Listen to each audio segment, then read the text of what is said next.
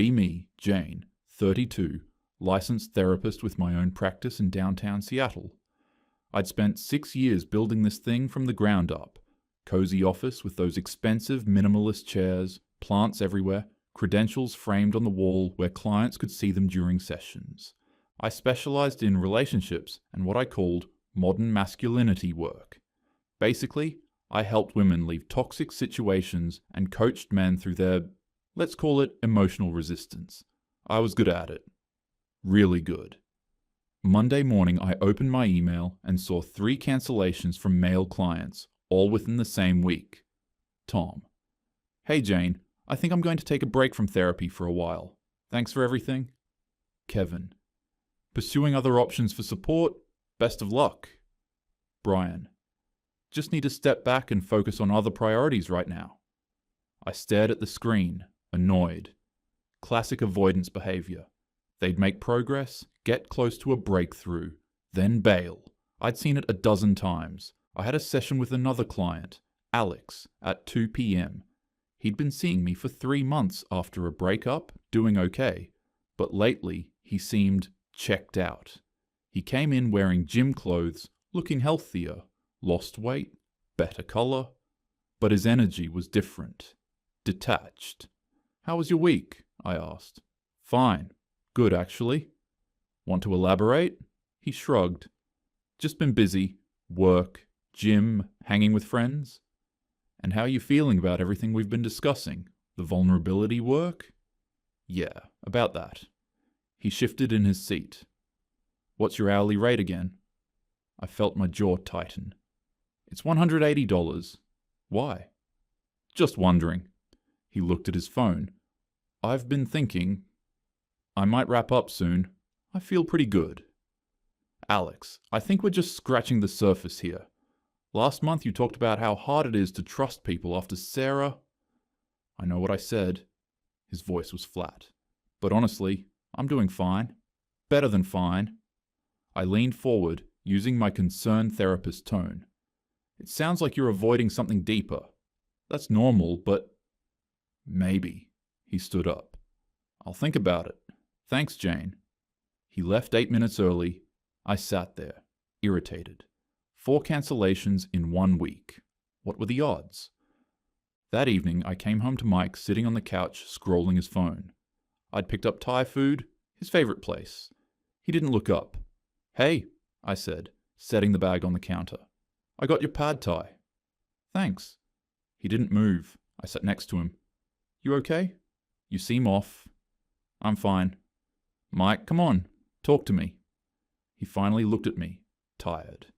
Dark circles under his eyes I hadn't noticed before. I'm just tired. Long day. We can talk about it. That's what I'm here for. I know. He stood up, grabbed the food. I'm going to eat in the bedroom. Got some emails to catch up on. I watched him walk away, feeling something twist in my chest. He'd been distant for weeks now. Short responses, always tired, never wanted to go out anymore. I told myself it was work, stress. He ran a logistics company, always putting out fires, but a small part of me wondered if it was something else. I pushed the thought away. I was a therapist. I knew how relationships worked. This was just a phase. My brother James flew in from Portugal that Friday. I hadn't seen him in 2 years, not since his divorce. He had been a mess back then, barely functional. I'd tried to get him into therapy, but he said he just needed a change of scenery. When he walked into my parents' house for dinner, I barely recognized him. He was tan, fit, relaxed, wearing clothes that actually fit instead of the oversized hoodies he'd lived in during the divorce. He hugged Mom, shook Dad's hand, grinned at me. Jane, you look great. I hugged him, surprised by how solid he felt. You too. Really good, actually. Thanks. Portugal's been kind to me. At dinner, Mom couldn't help herself. So, James, are you seeing anyone over there? Your father and I were talking. You're not getting any younger. James laughed, cutting into his steak. Nope, no one. Mom's face fell. Really? Not even casually? Nope. He took a sip of wine. Honestly, I'm happy as is. Life's simpler this way. I felt the therapist in me activate. Simpler how? Just easier. I do what I want when I want. Travel on weekends, learning guitar, got a solid group of friends, sleep like a baby. But don't you get lonely? I asked, trying to keep my tone neutral. Not really. He looked genuinely unbothered. I mean, I have people around. Guys from work, expat community, I call you guys. I'm not isolated. But it's not the same as a partner, I pressed. Someone to share your life with. James set down his fork, still smiling. I share my life with friends and family, and I don't have to compromise on everything or justify my choices every day. It's peaceful, Jane. I felt heat rise in my chest. Have you actually processed the divorce? Because avoiding intimacy isn't the same as healing. I'm not avoiding anything. His voice stayed calm, almost amused. I just realized I'm genuinely happier this way. That sounds like a defense mechanism. Or, he said, leaning back, it's just the truth. Dad chimed in. He does seem the happiest I've seen him in years, Janie. I looked at my father, betrayed. He's isolating? James laughed. Not meanly, just light. Like I'd told a joke he'd heard before. Sis, I love you, and I know you mean well, but I'm not broken. I'm just good. I wanted to argue, to walk him through the clinical signs of avoidant attachment, but Mom changed the subject and I felt dismissed, undermined. Like my expertise meant nothing at this table. The whole drive home I ranted to Mike about James wasting his life and running from real connection. Mike barely responded, just nodded occasionally, hands tight on the steering wheel. Are you even listening? I snapped. Yeah, I heard you. You don't seem engaged. Jane, I'm tired. Can we not do this tonight? This is exactly what I'm talking about. You avoid deeper connection. He pulled into our building's parking garage, turned off the car, and looked at me. Really looked at me for the first time in days. I'm not avoiding. I'm exhausted. There's a difference. Sounds like avoidance to me. He got out of the car without responding. That night he slept in the guest room, said he didn't want to disturb me with his alarm in the morning. I lay awake, thinking about James's face. How unbothered he had been. How light he seemed. Like a weight had been lifted that I couldn't see. It didn't make sense. Wednesday, I had a new client, Marcus, 26, referred by his girlfriend who thought he had commitment issues. He sat in my office, looking nervous, checking his phone like she might be tracking him. So Marcus, what brings you in? My girlfriend Becca thought it'd be good. She says I'm emotionally unavailable. I nodded, already seeing the pattern. And what do you think? I mean, he rubbed his neck. Maybe? I don't know. I just feel like nothing I do is enough. Perfect. Here was someone I could actually help. Someone still in the framework, still believing the problem was him. Over the next 50 minutes, I walked him through it all. Fear of intimacy, vulnerability, resistance, how men are socialized to suppress emotions. He nodded along, took notes on his phone, seemed receptive. This makes sense, he said. I never thought about it like that. I gave him homework, journal about his resistance to vulnerability, plan a meaningful gesture for Becca, read Daring Greatly. This is really helpful, Jane. Thank you. He booked 2 more sessions on his way out. I felt good, validated. See? I still had it. The guys who left were just resistant, but Marcus was willing to do the work. This is what progress looked like. That evening I came home energized, ready to reconnect with Mike. Hey, I said, sitting next to him on the couch.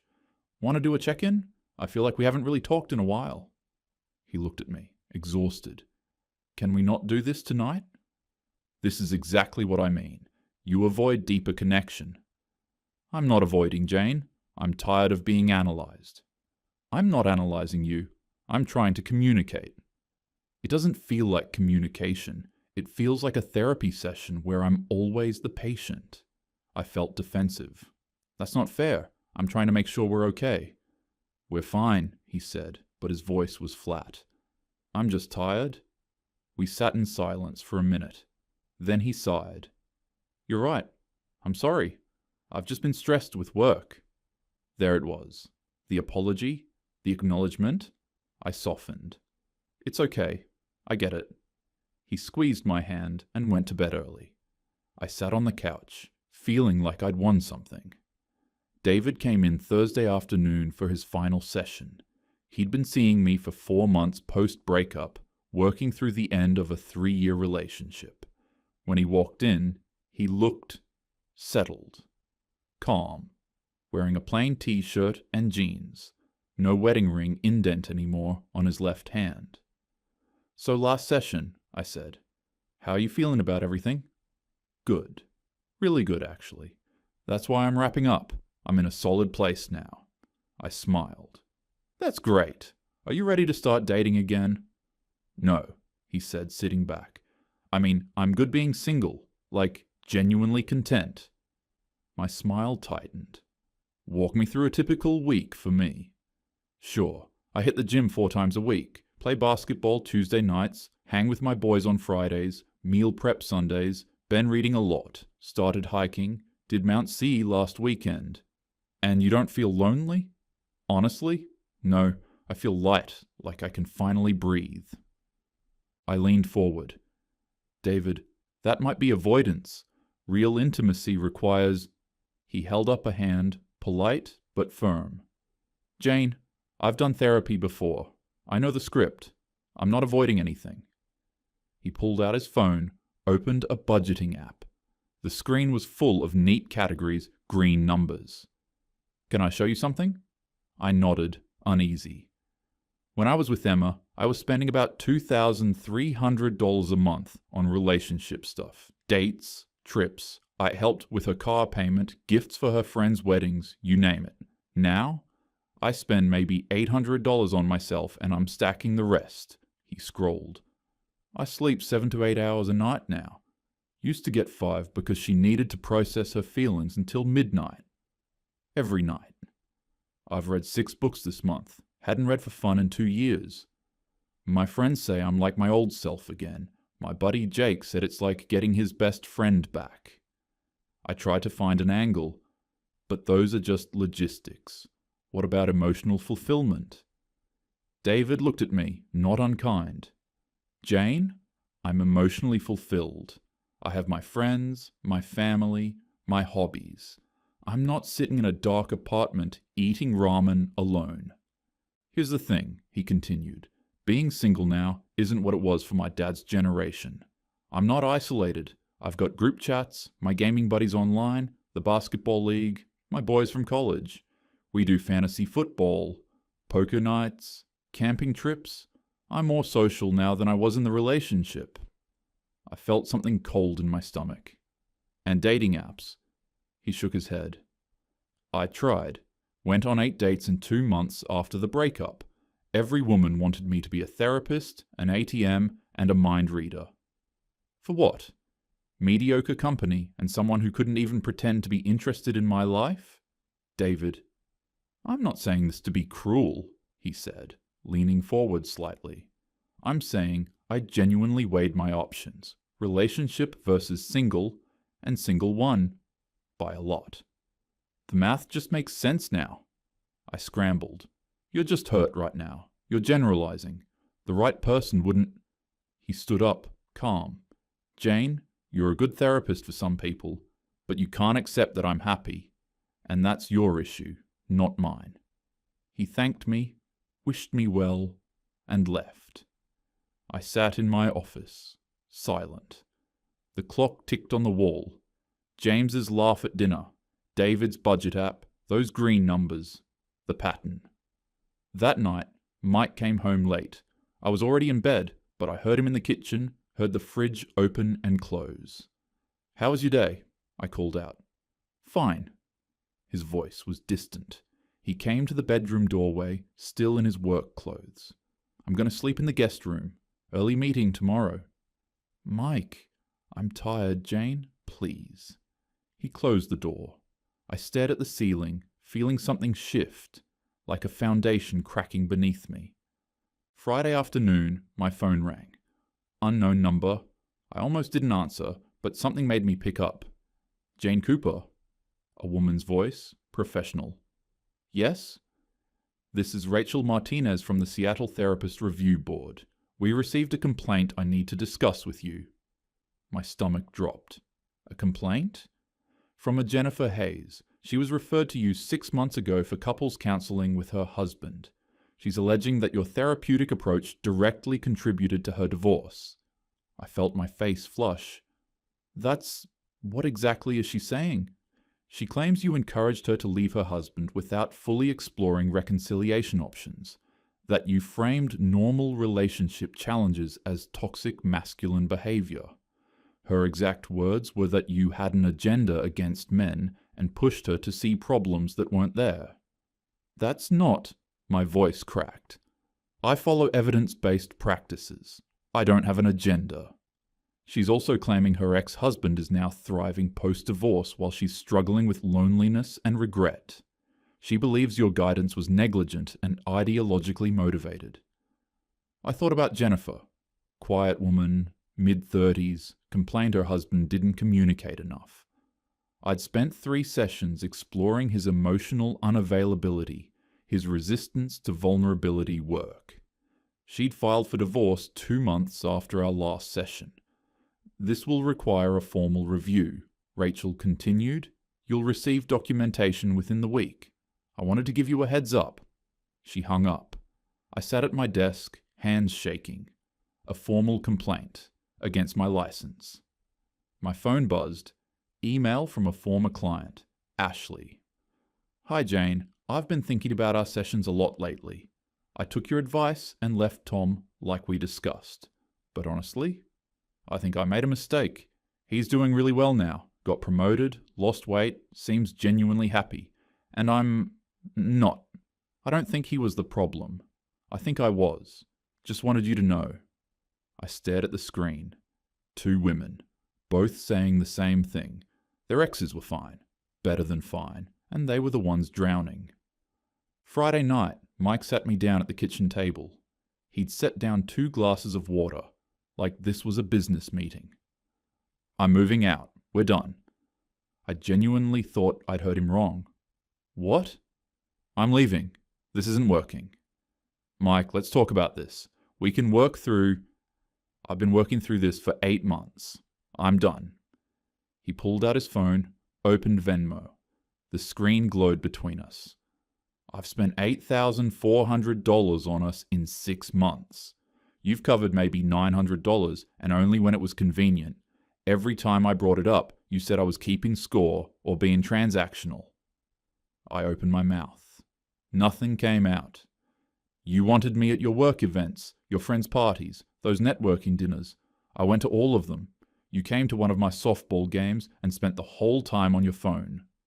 That's not... I suggested camping. You said it was low effort. I planned that Napa trip. Spent 3 hours researching hotels. You critiqued my choice the entire weekend. Said the sheets felt cheap. Mike? I'm not angry, Jane. I'm exhausted. I want to wake up on Saturday and play video games without a lecture about wasting time or avoiding responsibilities.